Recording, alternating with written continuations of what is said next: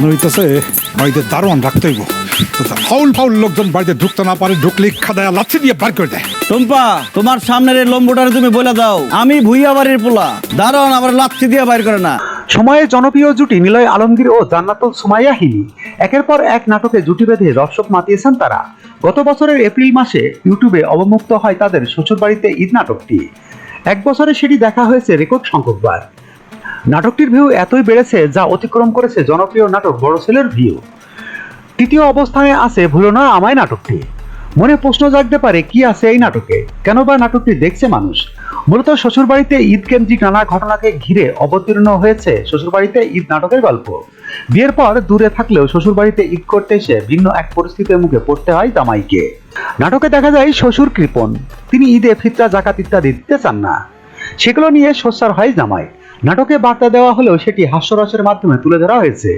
এজন্য নাটকটি দর্শক পছন্দ করেছে বলে মনে করছেন সংশ্লিষ্টরা। শ্বশুরবাড়িতে ঈদ নাটকটিতে আরো অভিনয় করেছেন তারিক আনম খান, সাবেরি আলম প্রমুখ। নির্মাণ করেছেন নাট্য পরিচালক মহিন খান। বর্তমানে বাংলা নাটকের ভিড়ে এটি এখন শীর্ষে রয়েছে। এর আগে মিজানুর রহমান আরিয়ান পরিচালিত বড় ছেলে 8 বছর ধরে ইউটিউবে সর্বাধিক ভিড়ের নাটক ছিল। নাটকটিতে মধ্যবিত্ত পরিবারের বড় ছেলে রাশেদের চরিত্রে অভিনয় করেন অপূর্ব। তার বাবা একজন স্কুল শিক্ষক।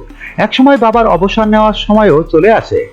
এরপর পরিবারের আয়ের উৎস হিসাবে হাল ধরতে হয় বড় ছেলেকেই। বড়লোকের মেয়ে রিয়ার চরিত্রে অভিনয় করেন মেহের জাবিন।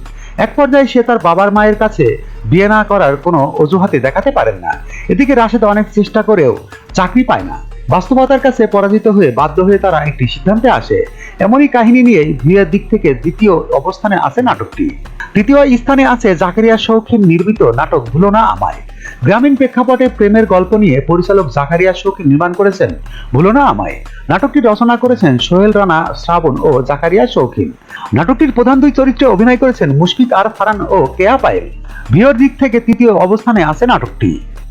ASBD 24 সত্য প্রকাশে প্রতিশ্রুতিবদ্ধ। চ্যানেলটি সাবস্ক্রাইব করুন।